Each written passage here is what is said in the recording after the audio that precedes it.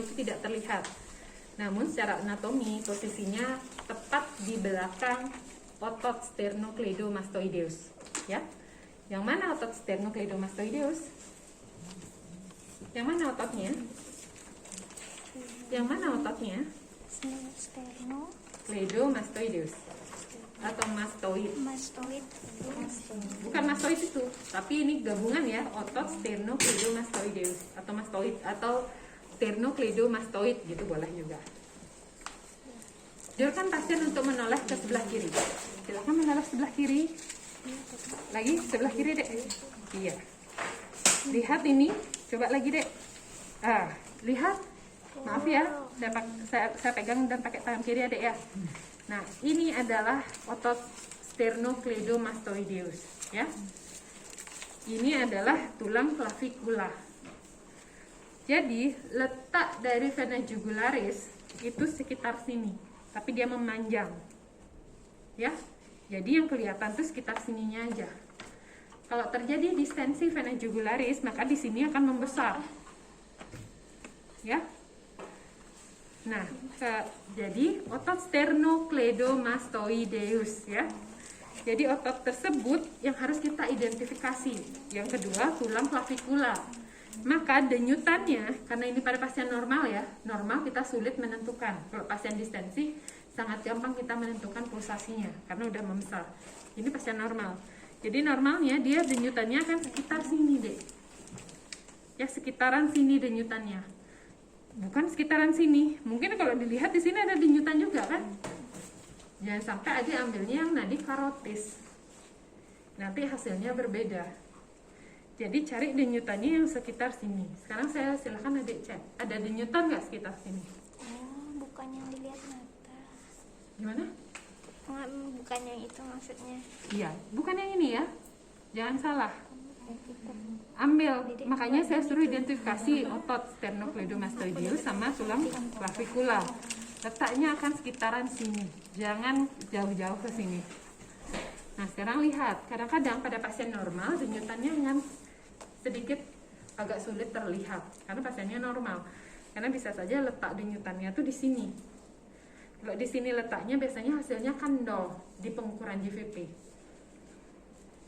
Nah, coba sekarang lihat ada denyutan tidak area ini. Kalau semakin sulit, kalau sulit kita menentukan ya, kita ambil pen light. Kita bisa pakai pen light untuk menentukan denyutannya. Atau yang kedua, kita bisa bendung dia kayak gini. Turun ke bawah, lepas. Karakteristik dari vena jugularis internal itu ketika kita lakukan massage atau kita bendung kayak gini, dia akan stop dulu, habis itu berdenyut lagi. Jadi itu yang membedakan dengan vena atau nadi karotisnya. Kalau karotis itu mau kita apain, dia akan tetap berdenyut. Kalau vena jugularis internal, dia akan stop, berhenti dulu.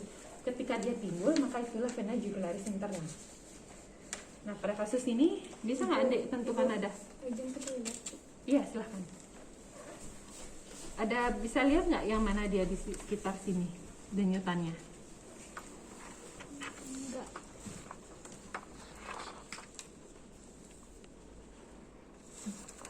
Yang mana? Jangan sampai salah. Kalau dipegang ada Ini yang nadi karotis kan ya? Ini berdenyut kan ya? Langsung berdenyut lagi kan? Bukan, itu bukan vena jugularis internal. Ingat karakteristiknya. Makanya kita lakukan bendungan seperti ini, cari sekitar sini ada apa enggak. Ada? Coba ditunjukkan, ditunjukin. Kalau testingnya di sini. Iya, di sebelah sana. Kalau Iya, di sini dipegang ada. kerasa nggak, Bu?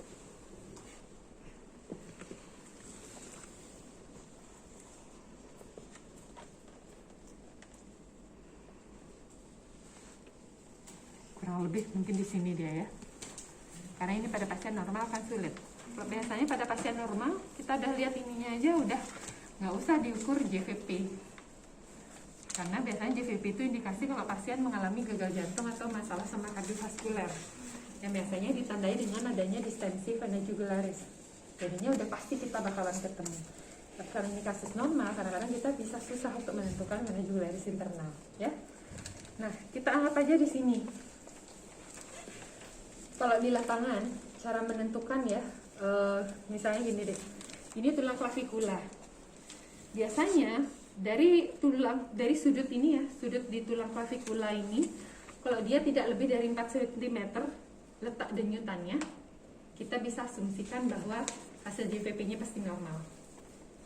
Karena kalau dia semakin tinggi, hasil JVP akan semakin tinggi. Kalau semakin tinggi artinya abnormal, bermasalah, ya.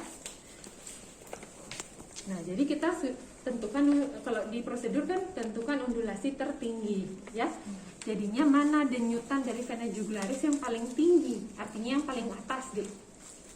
Kalau misalnya nih denyutannya batasannya sampai sini misalnya ya, maka disinilah undulasi tertinggi, karena di sini berhubung sulit untuk diidentifikasi karena di sini pasiennya normal, ya. Makanya kita anggap bahwa letaknya di sini, dia mendekati 0.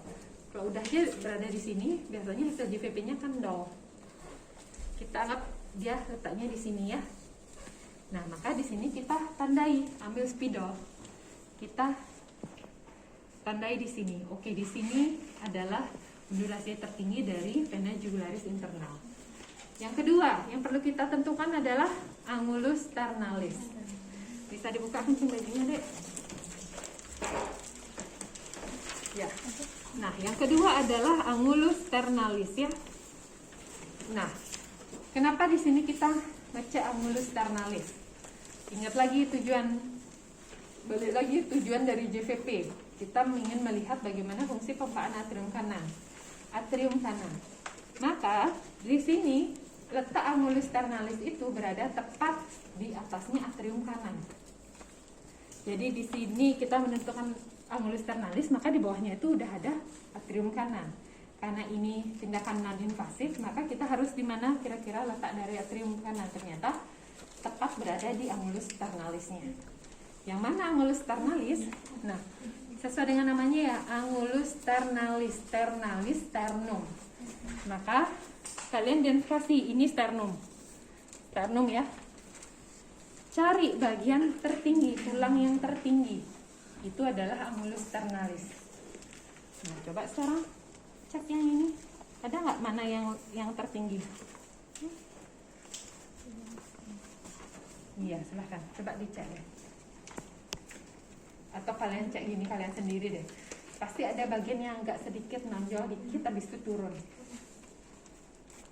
Coba adik ingat, cari area sternum ya. Yang mana yang agak nonjol dikit tulangnya, habis itu turun dah dia. Itu adalah angulus ternalis bagian yang nonjol. Ketemu? Ada yang ketemu? Sudah ketemu belum? Sudah. Ketemu, Dek? Ketemu apa enggak? Ketemu atau tidak? Nggak mungkin sampai di atas sana, Dek.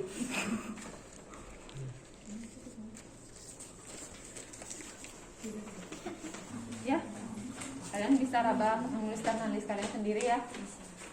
Jangan salah, nanti kalian di sini lagi kalian kira. Jangan, itu salah, itu bukan ya. Jadi sternum, cari sternum, cari bagian tertinggi itu disebut angulus ternalis. Sudah dapat ya? Nah, habis itu kita ambil spidol, kita tandai di sini adalah angulus ternalis. Jadi pada pemeriksaan JVP kita menentukan 2 titik aja. 1, undulasi tertinggi atau pulsasi tertinggi dari vena jugularis internal. Yang kedua adalah angulus ternalisnya, yang mana angulus ternalis letaknya tepat berada di atasnya atrium kanan. Nah, setelah kita menentukan 2 titik, kita ambil 2 penggaris atau mistar. Nah, sekarang cara mengukur JVP-nya, adik-adik. 1 penggaris diletakkan secara horizontal. Sini ya. Letakkan tadi, di mana tadi kita melihat undulasi yang udah kita tandai ya, undulasinya ya. Nah, kita anggap di sini. Biasanya pasien sih disuruh buka baju ya. Kalau seandainya ada baju, ini kan agak meninggi dia sedikit. Biasanya ini disuruh pasien buka baju. Nah, jadi seperti ini. Kita tempatkan. Kita anggap di sini ya tadi letaknya ya. Ini harus sejajar. sudah sejajar, ini secara horizontal.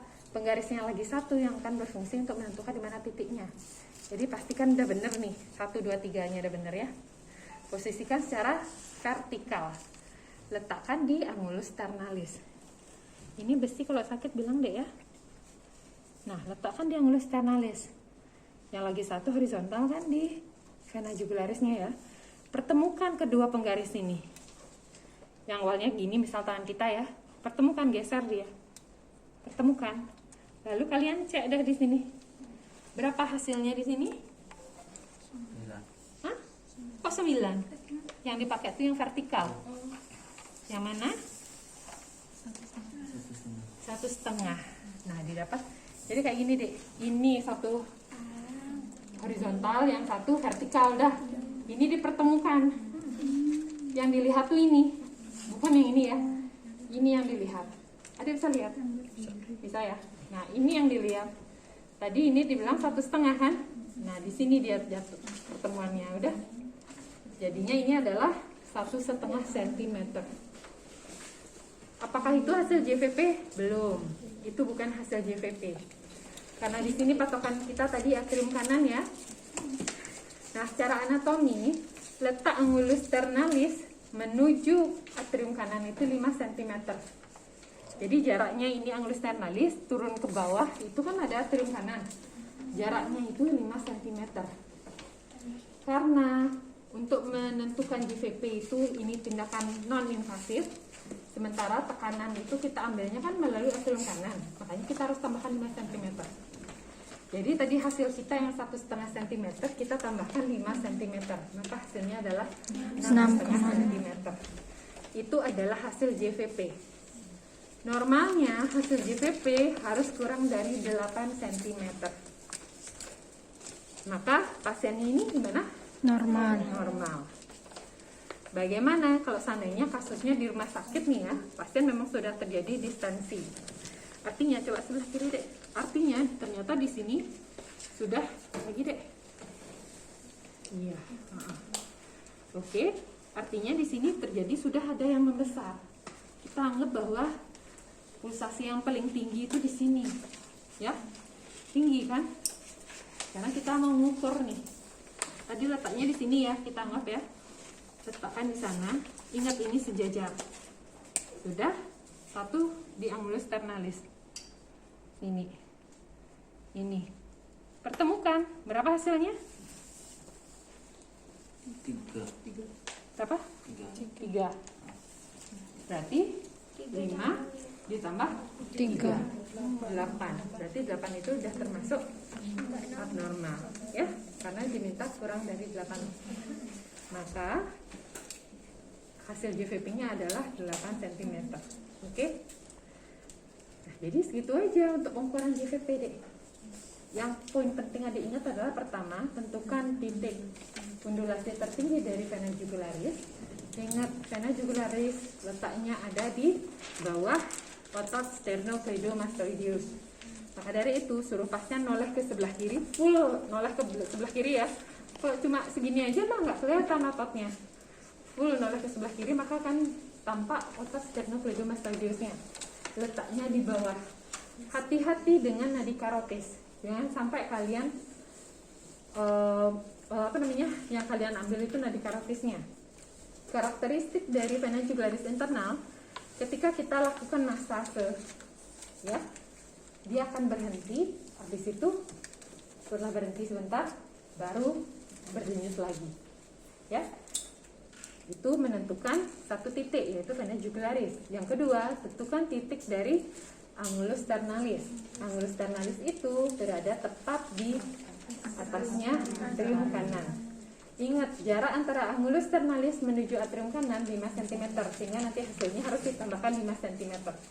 Ya, sudah menentukan kedua titik tersebut, ambil 2 mistar. Yang di titik